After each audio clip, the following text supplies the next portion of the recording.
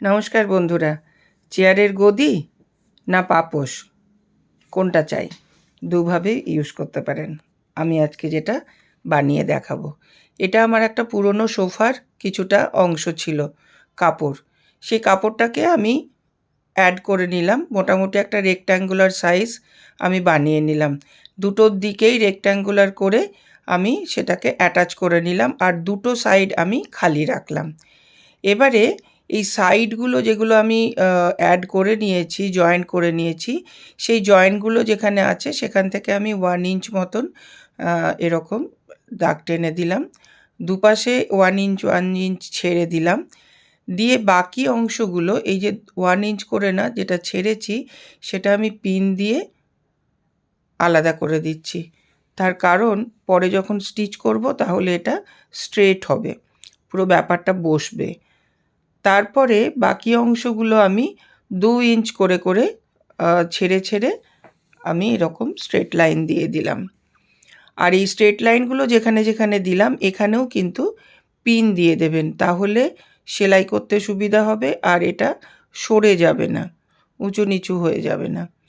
এবারে ওই সেলাইগুলো যেখানে যেখানে দাগ দিয়েছি সেগুলো আমি সব সেলাই করে নিলাম।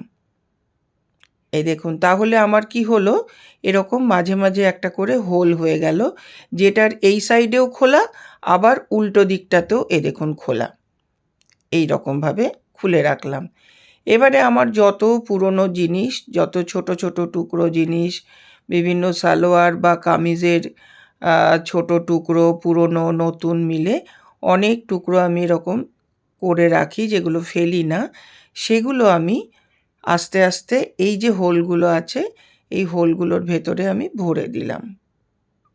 দেখুন, এটাতে অনেক ঘরের টুকরো আবর্জনা কিন্তু ক্লিন হয়ে যায় না ফেলেও।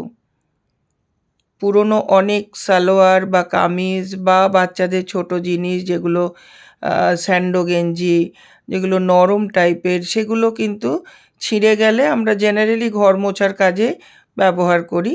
তো সেটা না করে আপনারা এরকমভাবে ভেতরে দিতে পারেন। এর ভেতরে আপনারা শুধু কাপড় না, এর ভেতরে যেটা নন ওভেন মেটেরিয়াল, যেটা শাড়ির ব্যাগ যেগুলো থাকে, সেগুলোও কেটে কেটে দিতে পারেন। এটা যেমন আমার একটা পুরনো সালোয়ার একদমই ছিঁড়ে গেছে প্রায়, সেটা তো সেগুলোকে কেটে ওই হার্ড অংশ যেটা পায়ের বক্রম দেওয়া থাকে সেগুলোকে ফেলে দিলাম। দিয়ে বাকি যে নরম অংশগুলো, সেই নরম কাপড়গুলো আমি কিন্তু এইভাবে ভেতরে ঢুকিয়ে দিলাম। অনেক ঘর সাফ হয়ে যায় এই এই জিনিসটা করলে। এটা দিয়ে পাপোশ হোক, গদি হোক, বড় কার্পেট হোক, যদি ধৈর্য থাকে অনেক দিন ধরে এরকম পুরনো কাপড় জমিয়ে এরকমভাবে আপনারা বড় কার্পেট মতো বানিয়ে নিতে পারেন। আর এটা পাপোশ এত ভালো হয়, এটা অ্যান্টি স্কিড, এটা কিছুতেই আপনার নড়ে যায় না, সরে যায় না, কারণ ভারী হয় ব্যাপারটা। আর যেহেতু এরকম সেলাই করা থাকে সেই জন্য এটা স্লিপ কেটে যায় না। হয়তো অনেকে বলবেন দুপাশে এরকম সেলাই করে নর্মাল পাপোশ বানিয়ে দিতে পারি। নর্মাল পাপোশ বানিয়ে দিলে কিন্তু স্লিপ কেটে পড়ে যাওয়ার ভয়। হ্যাঁ, এটার একটাই প্রবলেম, সেটা হচ্ছে একবার ভিজে গেলে শুকোতে একটু টাইম লাগবে। অনেক রোদে 2-3 দিন ধরে শুকোবে, কারণ ভেতরের কাপড়গুলো যেহেতু কাপড়। কিন্তু যদি আপনারা নন ওভেন মেটেরিয়াল দেন, যেটা শাড়ির ব্যাগ বলছিলাম, তাহলে কিন্তু আপনাদের শুকোতে এটা বেশি টাইম লাগবে না। এবারে যে সাইডগুলো দিয়ে আমি এই কাপড়গুলো ভেতরে ভরেছি, সেই সাইডগুলো আমি ছোট ছোট রান বা বকেয়া দিয়ে প্রথমে বন্ধ করে দিলাম। এটা পুরোটাই কিন্তু হাতে করা যায়। আমি জাস্ট মেশিনে ওই স্ট্রেট লাইনগুলো খালি মেশিনে করেছি, আদারওয়াইজ পুরোটাই কিন্তু হাতে। এবারে সাইডে একটুই কাপড় ছিল, ওটা যদি ওই কালারের থাকতো তাহলে আরও ভালো লাগতো, কিন্তু আমার কাছে আর ওই কালার কাপড় ছিল না, তাই এই যে কাপড়টা ছিল এটা এই সাইডে আবার আমি একটু চওড়া করে 1 ইঞ্চ চওড়া করে আমি এটাকে দুপাশ থেকে লাগিয়ে দেব। এটাও কিন্তু হাতে। এটা প্রথমে আগে একবার বসিয়ে নেবেন, তারপরে আবার ফোল্ড করে আরেকবার বসিয়ে নিতে হবে।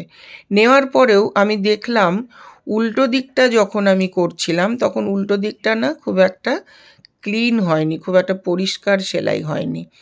কারণ আমার পক্ষে মাথা নিচু করে বেশিক্ষণ সেলাই করা একটু প্রবলেম। তাই জন্য একটু তাড়াতাড়ি করতে যাই তো ক্লিন ব্যাপারটা আসে না।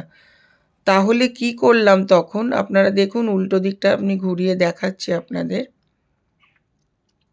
দুটো পাশই সেলাই এরকমভাবে দুবার করে আমি করে দিয়েছি আগে। এটা একটু সময় লাগে কিন্তু এটা খুব ভালো, খুব ইউজফুল। জিরো ওয়েস্ট লিভিং বলতে পারেন, সাস্টেনেবল লিভিং বলতে পারেন। এই দেখুন, এটা যখন এই পাশে দেখলাম, দেখুন এ পাশটা কিন্তু ক্লিন হয়নি, দেখতে ভালো লাগছে না। তো আমি তখন কি করলাম, এটাকে আবার ফোল্ড করে দিলাম এই সাইড করে, যাতে একটু দেখতে সুন্দর লাগে। এইবারে আমি একটা ইনভিজিবল স্টিচ দেখিয়েছিলাম আগে পোস্টে, সেই ইনভিজিবল স্টিচটা দিয়ে কিন্তু আমি উল্টো দিক করে এগুলোকে সেলাই করে দিলাম। তো এবার এটা দেখতে খুব সুন্দর হয়ে গেল। দেখুন এটা ভারীও হয়, তাই এদিক ওদিক সরে যায় না। কত সুন্দর লাগছে। চেয়ারের গদি করতে পারেন, এইভাবে পাপোশ করতে পারেন, বানান আর নিজেরা আনন্দ নিন। এই দেখুন পাপোশটাও কত সুন্দর, একটুও সরে যায় না, পা মোছা যায় ভালো, গদি করলে গদিতেও বসা যায় খুব সুন্দর, অনেক দিন টেকসই হয়। এই দিকটাতেও আপনারা ইউজ করতে পারেন যদি ডিজাইন চান, আবার না হলে উল্টো দিকটা। ভালো থাকবেন, ধন্যবাদ।